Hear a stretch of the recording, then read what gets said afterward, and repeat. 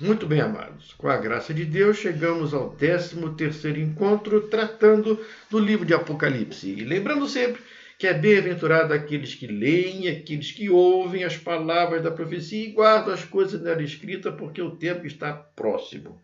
Chegamos agora ao 3º capítulo, e eu quero me ater entre o versículo 1 e o versículo 6, onde nós vamos ver a carta à igreja de Sardes. Lembrando sempre que a minha visão, particularmente a visão histórica simbólica, onde eu acredito que o Senhor Jesus ditou e que João escreveu para as 7 igrejas da Ásia Menor, é um reflexo da igreja de Cristo desde o seu nascimento até o dia que ele vai voltar. Vamos lá então ao texto? Capítulo 3, verso 1, já começa assim. Ao anjo da igreja de Sardes, escreve: Estas coisas diz aquele que tem os 7 Espíritos de Deus e as 7 estrelas. Conheço as tuas obras, que tem nomes que vives e estás morto. Sê vigilante e consolida o resto que estava para morrer, porque não tenho achado íntegras as tuas obras na presença de meu Deus. Lembra-te, pois, do que tens recebido e ouvido. Guarda-o e arrepende-te. Porquanto, se não vigiardes, virei como ladrão, e não conhecerás de modo algum em que hora virei contra ti. Tens, contudo, em Sardes umas poucas pessoas que não contaminaram as suas vestiduras e andarão de branco junto comigo, pois são dignas. O vencedor será assim vestido de vestiduras brancas, e de modo nenhum apagaria o seu nome do livro da vida. Pelo contrário, confessaria o seu nome diante de meu Pai e diante dos anjos. Quem tem ouvidos, ouça o que o Espírito diz às igrejas. Muito bem, vamos pensar um pouquinho no contexto dessa carta, na cidade de Sardes, quando João está escrevendo esta carta. Sardes era uma cidade imponente naquela época. Ela ficava no alto de uma colina bem edificada, bem defendida. Era cercada por muros fortificados, e seus habitantes sentiam-se seguros, orgulhosos da cidade, da muralha que eles tinham. Entretanto, essa cidade de Sardes, já havia sido invadida por pelo menos 2 vezes na sua história, e sempre do mesmo modo. A primeira vez que ela foi invadida foi no ano 529 a.C. pelo rei persa Ciro. Ciro vai invadir essa cidade e vai entrar e vai dominar essa cidade. E no ano 218 a.C., Antíoco Epifânio, um dos generais de Alexandre o Grande, também vai invadir essa cidade do mesmo modo como Ciro entrou nessa cidade. Que modo é esse? Havia um ponto fraco. Havia um tendão de Aquiles nesse muro. E o sentinela tinha que estar atento, porque sabia que era por ali que os inimigos iam fazer a sua investida. Então o sentinela tinha que estar aposto para qualquer sinal de ameaça, tocar lá as trombetas, o que for, para alertar o exército e não permitir que os inimigos chegassem naquele ponto fraco. Mas por 2 vezes essa cidade foi invadida pelo mesmo motivo. O sentinela cochilou. Assim diz a história, que os sentinelas cochilaram e tanto o rei Ciro, lá pelo ano 529, como Antíoco Epifânio, lá pelo ano 218, invadiram essa cidade pelo mesmo local, pelo mesmo motivo. E é por isso que o Senhor fala no versículo 2, ser vigilante, ser vigilante. Mas na leitura da carta, a gente continuando lendo a carta, nós podemos acreditar que nesse momento que o João está escrevendo essa carta, o inimigo já estava dentro da cidade. Quando você lê a carta comigo, você vai acreditar, como eu acredito, que quando o João está escrevendo a carta, o inimigo já está lá. Já está lá, porque a igreja já está morta. Não foi isso que a gente leu? Tem nomes que vives, mas estás morto. Para ele estar morto, o inimigo já estava lá. Olha só, nessa leitura dessa carta, você constatou comigo que não há sinal nenhum de perseguição da parte externa. Aqui não há nenhuma citação à perseguição dos romanos ou dos judeus, ou seja lá de quem for. Então não está havendo nenhuma perseguição de fora para dentro. Também não há sinal de ensinos satânicos sendo praticados. Por exemplo, não estou vendo aqui informação de alguma heresia, alguma coisa que foi colocada que estava deturpando a verdadeira palavra de Deus. Também não vejo isso na carta. Mas há algo muito errado, sim, porque o Senhor Jesus está falando que essa igreja que tem nome de viva está morta. E não recebe nenhum elogio da parte do Senhor. Nenhum elogio. Sardes não recebe nenhum elogio da parte de Deus. E ainda fala assim: conheço as tuas obras, eu sei que está fazendo, que tem nomes, aparência de que vive, mas na verdade você está morto. Então a igreja de Sardes aparentava estar viva, mas já estava morta. Vivia de aparência. Vivia de aparência. Por quê? O Senhor Jesus falou: porque não tem achado íntegras as tuas obras na presença do meu Pai. Então Jesus reconhece que eles estavam trabalhando. Muitas obras estavam sendo feitas, mas essas obras não eram íntegras na presença de Deus. Talvez estivessem trabalhando para manter uma aparência externa, para as pessoas olharem e falarem: nossa, uma igreja, está funcionando a igreja. Mas aos olhos de Deus não era isso que estava acontecendo. Talvez estivesse vivendo assim um cristianismo do faz de conta. Faz de conta e vai ali e faz de conta. Se reuniam, cantavam, pregavam, mas de repente somente nos momentos de culto. Aí depois voltava tudo ao normal. Não haveria mais nem distinção entre um cristão e um não cristão aos olhos do mundo. Saíam dos cultos se sentindo cristãos, mas quando voltavam para a sua realidade, comportavam-se como qualquer não cristão de sua época, sem integridade na presença de Deus. O cristão deve ser íntegro na presença de Deus. O que é ser íntegro na presença de Deus? O que você é na igreja, nos momentos de culto, você tem que ser fora dela também. Vamos fazer um breve teste? Vamos fazer um breve teste, porque eu acho que eu já frequentei a igreja de Sardes. E talvez muitos estejam também frequentando a igreja de Sardes sem perceber. Vamos ver? Eu pedi carta de lá, sai. Vamos ver se a gente consegue fazer um teste, ver se consegue entender o que é ser um membro da igreja de Sardes. Vamos lá. Você quando chega da igreja, onde você deixa a sua Bíblia? Aonde você deixa a sua Bíblia quando você chega da igreja? Olha, eu conheci irmãos que quando saíam da igreja, no domingo à noite, por exemplo, não tiravam nem a Bíblia dentro do carro. A Bíblia já ficava dentro do carro, já ficava ali para o próximo culto. Ficava ali. Tinha outros, quando chegava em casa, deixava a Bíblia em algum canto e só ia se lembrar da Bíblia alguns minutos antes de sair para o próximo culto. Cadê a Bíblia? Onde é que está? Onde eu deixei? É isso mesmo.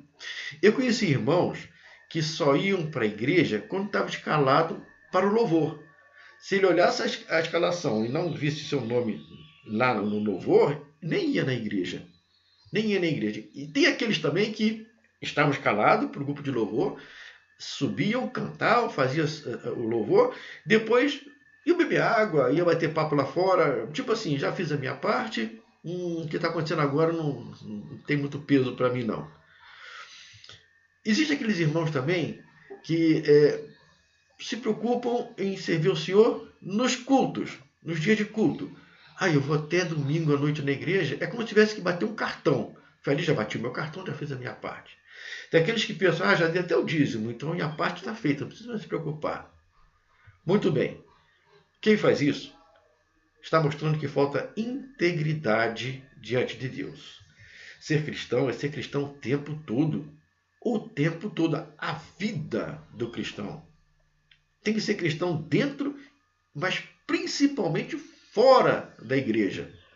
E a causa da morte da igreja de Sardes não era a perseguição, não era a infiltração das heresias vindo dos púlpitos, mas era sim o mundanismo.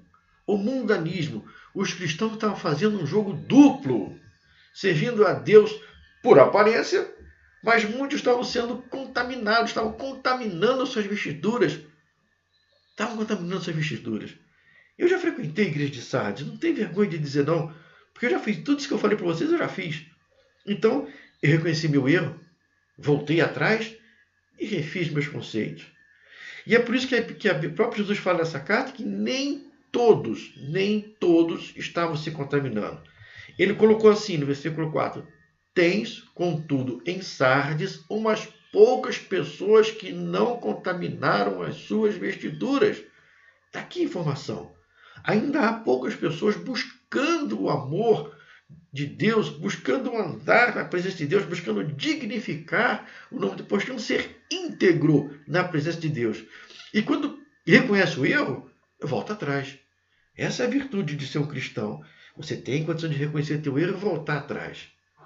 Então, para essas pessoas, Jesus diz: lembra-te, pois, do que tens recebido e ouvido. Guarda-o, arrepende-te. Porquanto, se não vigiardes, virei como ladrão e não conhecerás de modo algum em que hora virei contra ti. A cidade de Sardes já havia caído pelo menos 2 vezes na mão dos inimigos porque o sentinela cochilou. Agora Jesus está alertando a igreja: se vocês não se lembrarem do que têm ouvido, não guardar, não se arrepender, não vigiar, eu vou vir como ladrão contra ti. Já pensou você ver Jesus vindo, mas vindo contra você? Você vai ficar atônito e você vai pensar: mas tudo que eu fiz, Aí Jesus fala para você: mas você não se lembrou dos ensinamentos da Bíblia, você não guardou, você ouviu, mas você não escutou, você não se arrependeu, você não vigiou. Por isso eu venho contra ti. É o que o Senhor Jesus está falando aqui para a igreja de Sardes. Os cristãos de Sardes precisavam voltar a estudar a Bíblia, que é a palavra de Deus. O que interessa para nós, irmãos, é o que está na Bíblia. Ali está a palavra, ali está a revelação de Deus. A revelação contínua de Deus está na Bíblia. A revelação progressiva de Deus está na Bíblia. Mas vocês deixam a Bíblia, de repente, os irmãos de Sardes, estou referindo a eles, deixam a Bíblia dentro do carro, deixam no canto da casa, só vão se lembrar na hora de ir para o próximo culto. Então, os irmãos de Sardes precisam voltar a sentir prazer em estar com a Bíblia nas mãos, prazer em ler a Bíblia, em praticar as obras que dignificam o nome de Deus, ter entusiasmo, fervor, vontade, de ler a Bíblia, passar a vigiar os seus próprios passos, mas principalmente os seus pensamentos. A inexpugnável cidade de Sardes caiu porque o sentinela cochilou. Então, Paulo fala para a gente assim: desperta, ó tu que dormes, e levanta-te de entre os mortos, e Cristo te iluminará. Está aqui.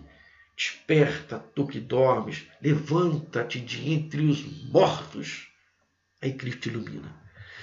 Aí sim, o cristão que estava agora em Sardes vai pedir sua carta, vai procurar sentir prazer, realmente prazer em estar na presença de Deus, em se envolver com a obra que realmente dignifica o nome do Senhor, se envolver nas coisas de Deus. E Satanás não se levantou contra Sardes por perseguição nem por falsos ensinos, mas ofereceu comodidade. Eles aceitaram. Está cômodo assim, não está? Eu vou na igreja, faço minha parte da igreja, dou até o dízimo. Uma escola bíblica, às vezes, de repente é complicado, porque é um domingo de manhã, estou cansado, trabalhei a semana inteira. Um culto de oração, talvez não, porque já vou no domingo. Então, comodidade. O diabo ofereceu comodidade. E eles aceitaram. Testemunhar, sair falando de Jesus, nessa altura do campeonato. Não, deixa para os missionários, deixa para os pastores. Eles fazem essa parte, eu já fiz a minha. Deixa para eles fazer isso. Falta integridade. Falta integridade, os irmãos da igreja de Sardes. Mas nem todos são assim. Ainda há brasas na fogueira. Pode parecer que a fogueira está só fumegando, mas tem brasa ali. Então a gente precisa reviver esse fogo. E quem está reavivando esse fogo é o próprio Jesus. Com o seu sopro, com o sopro do Espírito. Está ali para reforçar, para reavivar aquela brasa. E o próprio Jesus está esperando que os irmãos da igreja de Sardes, aqueles poucos que ainda estavam, reavivam o fogo, o amor, a vontade de fazer a coisa certa. Nós precisamos reviver esse fogo. Precisamos.